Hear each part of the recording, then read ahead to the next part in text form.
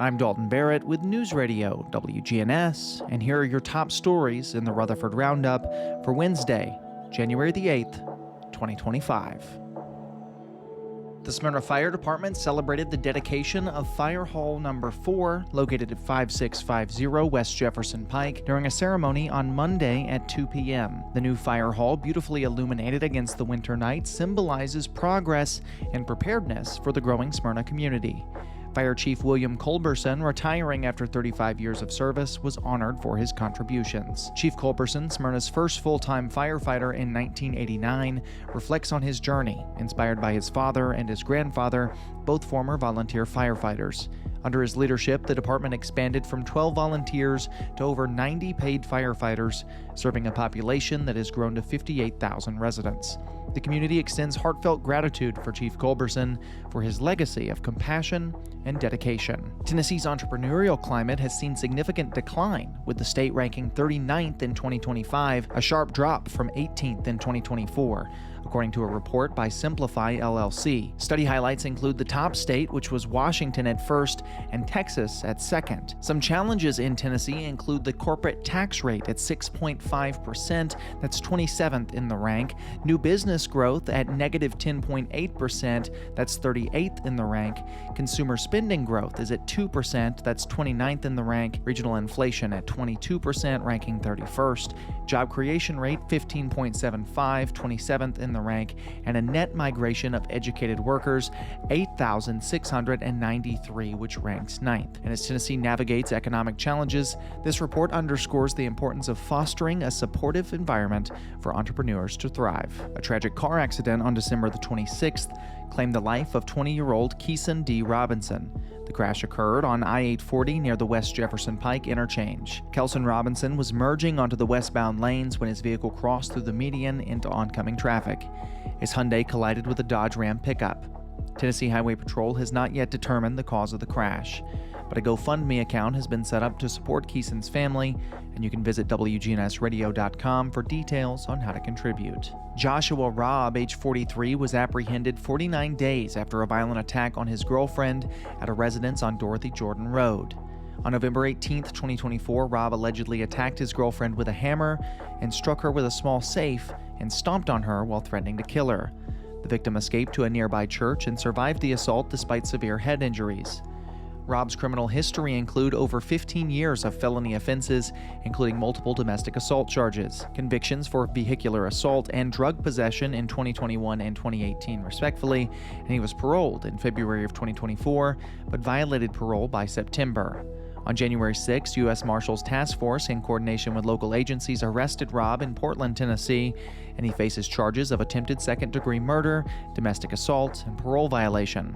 Records show Robb was arrested 2 months prior for another domestic assault involving the same victim.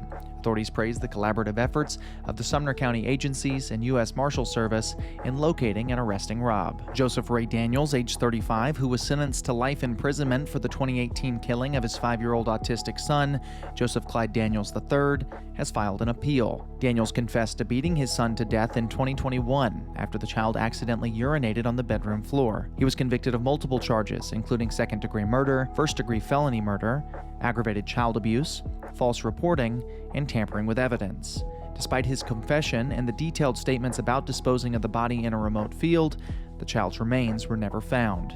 Daniels argues that his confession was obtained through coercion and promises of leniency during an interrogation after a polygraph test. He claims that the trial court erred in denying his motion to suppress the confession. Judge Camille R. McMullen affirmed the trial's court rulings, but noted a clerical error in recording of one conviction. The conviction for count 1 will be updated to second-degree murder, with no other changes to the sentence or the verdict.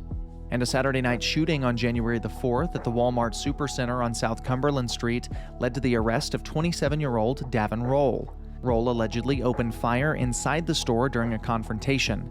No injuries were reported, but the event caused widespread panic, prompting the evacuation of the store and a temporary shelter-in-place order for nearby residents. Roll fled the scene, leading to a multi-agency manhunt.